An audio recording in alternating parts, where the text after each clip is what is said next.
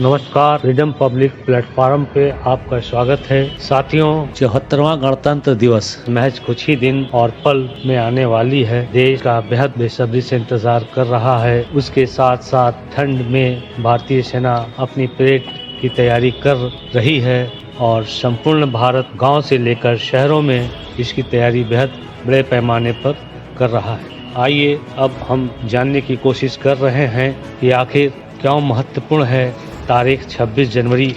British अंग्रेज हुकूमत की 200 वर्ष की गुलामी को ध्वस्त करते हुए 15 अगस्त 1947 को भारत को आज़ाद कराया और 26 जनवरी 1950 को भारत के संविधान को लागू कराया गया। तत्पश्चात भारत को लोकतंत्र एवं गणतंत्र देश घोषित किया। मौलाना हजरत मोहानी ने सर्वप्रथम 1921 में ही पूर्ण स्वराज की मांगे अहमदाबाद के राष्ट्रीय कांग्रेस अधिवेशन में रखा। मौलाना हजरत मोहानी ने इनकलाब जिंदाबाद का भी नारा जंगे आज़ादी के मतवालों को दिया। साथियों, पूर्ण स्वराज की मांग का प्रस्ताव 26 जनवरी 1929 को पारित हुआ, जिसे 26 जनवरी सन 1930 में पंडित जवाहरलाल नेहरू के द्वारा राष्ट्रीय कांग्रेस अधिवेशन लाहौर में स्वराज दिवस मनाया गया। इस अधिवेशन में नेहरू जी ने पूर्ण स्वराज का प्रस्ताव रखा, जिसमें कहा गया कि 26 जनवरी 1930 तक अगर अंग्रेज हुकूमत डोमिनियन नहीं बनाती है तो भारत खुद को स्वतंत्र घोषित कर देगा। तत्पश्चात 26 जनवरी 1930 को लाहौर में पंडित नेहरू के नेतृत्व में तिरंगा फहराया गया। साथियों, आजादी मिलने के पहले 18 साल में 18 बार 26 जनवरी पूर्ण स्वराज के शान में तिरंगा फहराया जा रहा था। साथियों, 26 जनवरी 1921 में पूर्ण स्वराज की मांग उठी, परंतु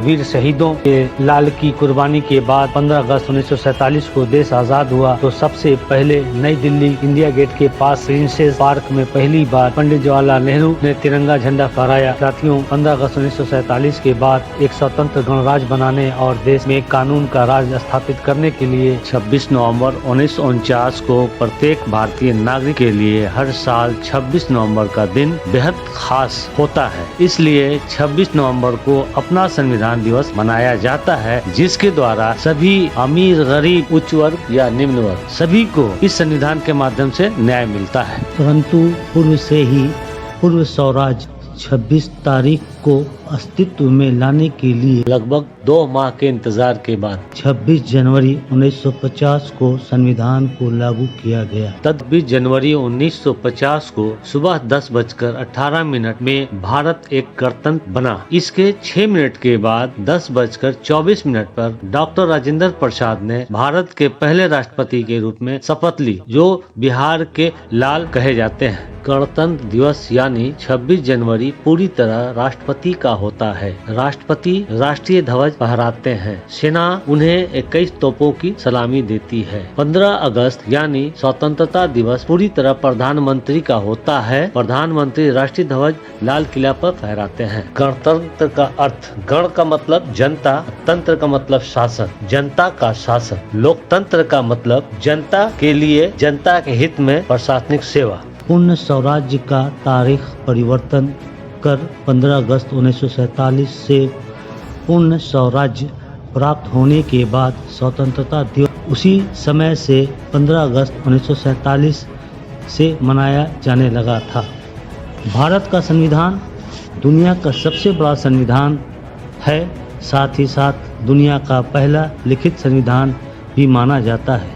अंग्रेजी भाषा संस्करण में 1,46,385 शब्दों से बने एवं 25 भाग बनाए गए, 448 अनुच्छेद बनाए गए, 12 सूचियां बनाई गईं और समय समय पर 104 बार संशोधन हुए हमारे भारत का विशाल संविधान।